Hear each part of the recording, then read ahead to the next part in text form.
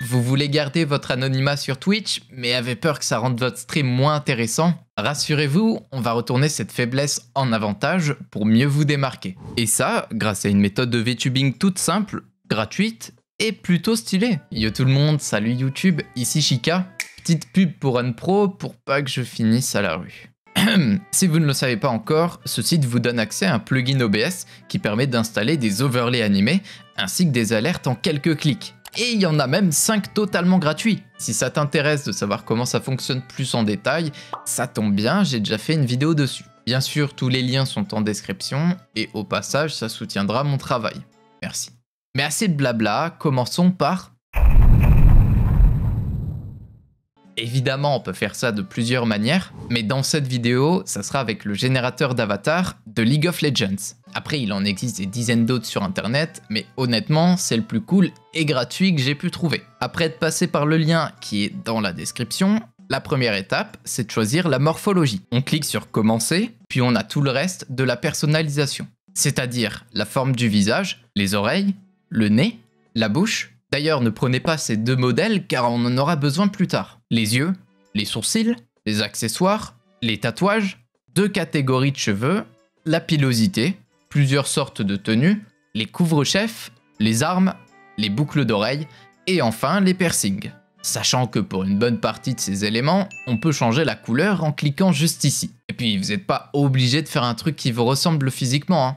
Faites-vous plaisir. Très important, à moins que vous vouliez garder le fond, prenez une couleur qui ne se trouve pas sur votre perso. Comme ça, on pourra l'incruster plus facilement sur notre stream. Une fois que c'est fait, plus qu'à cliquer sur terminer et télécharger. Enfin, on n'a pas encore tout à fait fini avec la création. Et ouais, on se rend sur le site Photopea, qui partage peut-être un peu trop de similitudes avec Photoshop. On clique sur ouvrir depuis l'ordinateur et on sélectionne notre avatar. Pourquoi on fait ça ?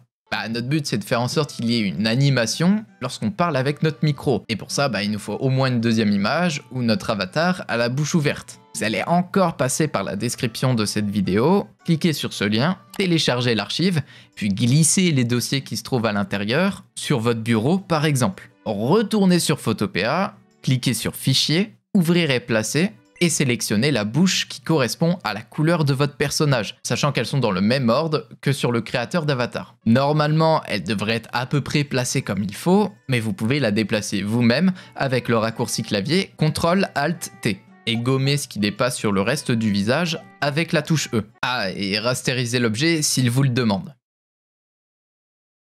Vous pouvez aussi copier la couleur proche avec la pipette et repasser par-dessus avec l'outil pinceau. Une fois que vous avez fini, go sur Fichier, exporter en tant que PNG, nommez-la différemment de l'autre avatar, qualité à 100% et enregistrer. En soi, vous pouvez même faire cette étape avec vos propres dessins, photos ou que sais-je encore.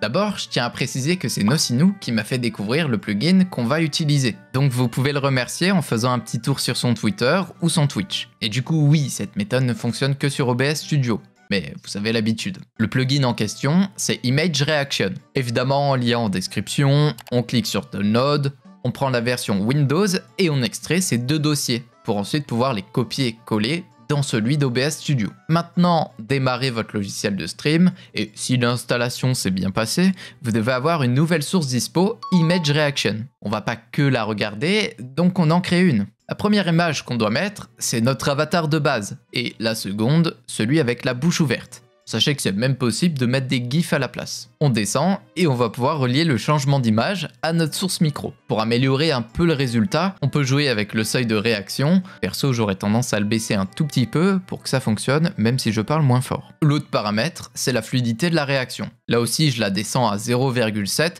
car ça me paraît un peu plus fidèle par rapport à ma voix. Bien sûr, redimensionnez votre avatar et pour l'incruster, clic droit sur la source, filtre, le petit plus, et on choisit incrustation par chrominance. On va d'abord le masquer, choisir custom, pick a screen color et sélectionner la couleur en arrière-plan. Plus qu'à réafficher le filtre et on joue petit à petit avec la similitude jusqu'à qu'on aperçoive l'avatar mais plus le fond.